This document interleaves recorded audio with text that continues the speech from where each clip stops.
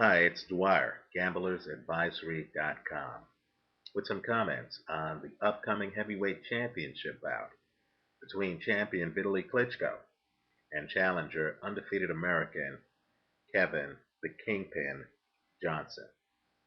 Now, if you're a mathematician, and these are my views, it's not the consensus, I'm in the minority. If you're a mathematician, you're going to have a very hard time picking boxing matches because outcomes in boxing aren't transferable. A can beat B, B can beat C, and then lo and behold, C can beat A. Not only that, it's my belief that if a fighter does everything right, holds his hands the right way, has his feet the right way, throws punches the right way, uh, lives life the right way, it's my belief that that fighter is going to be average because in boxing it's combat and the element of surprise is a big part of the sport.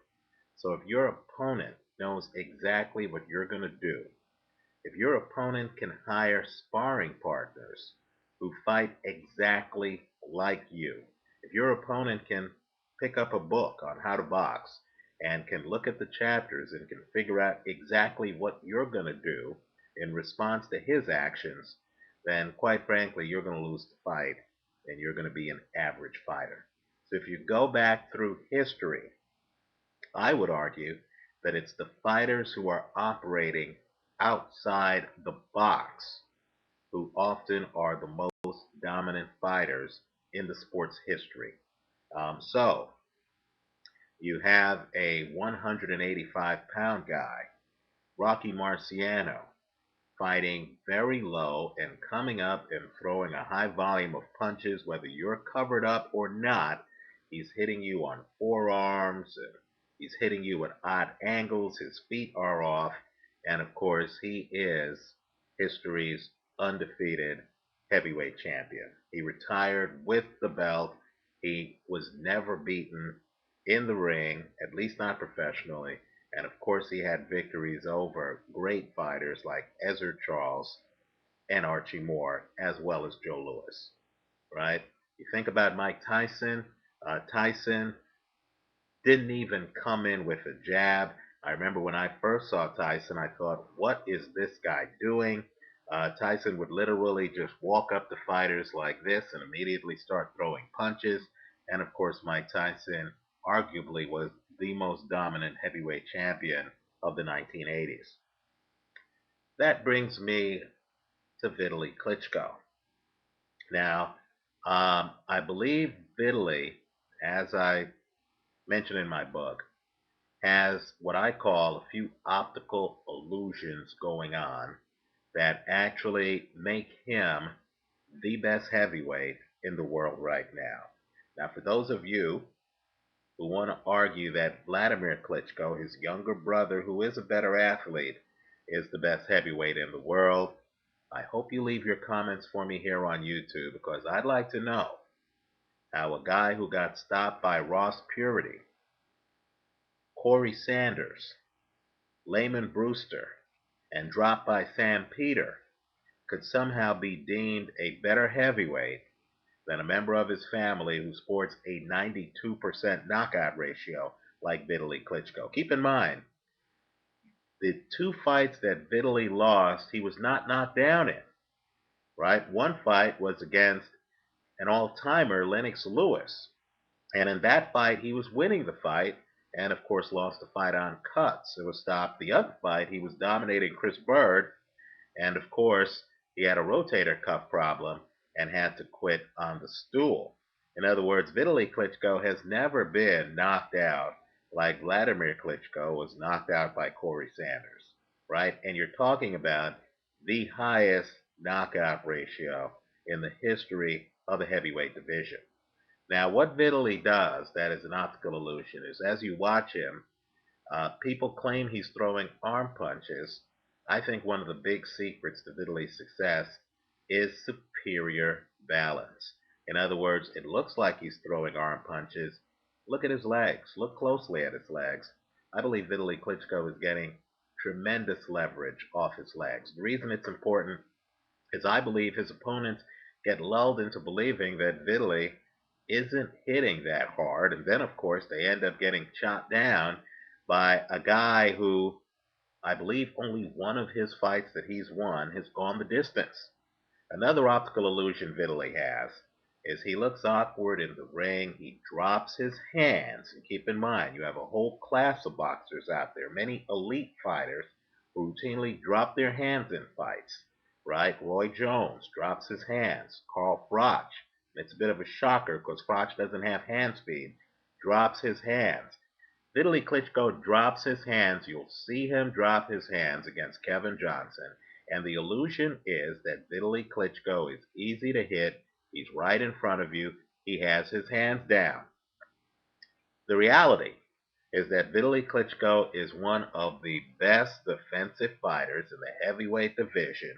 When fighters throw punches at Vitali, watch him.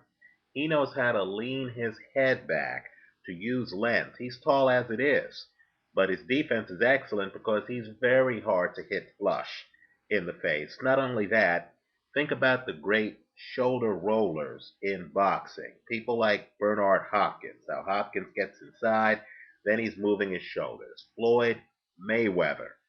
Watch Vitali Klitschko's shoulders. You're going to see that Klitschko is among the best when you get inside on him at rolling his shoulders. Let's go further.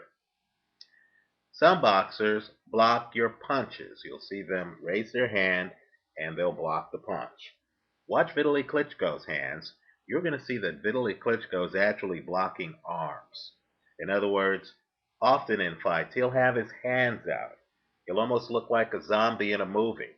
And a guy will throw a punch, and Klitschko will literally have his hand out, and it looks to me like he's hitting the guy's elbow. This is brilliant stuff because it takes the sting out of the guy's punches. So as a result, he was able to stand right in front of one of the faster-handed heavyweights, Chris Arreola, and he not only was able to take Arreola apart, undress him.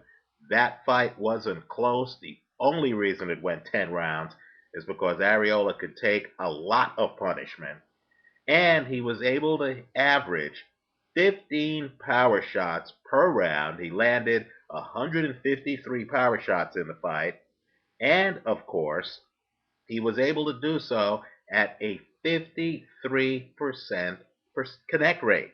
So you're talking about an elite knockout puncher hitting you with 15 power shots around with a high percentage rate. I believe he's the best heavyweight on the planet. Let's talk about Kevin Johnson. I'm running out of time.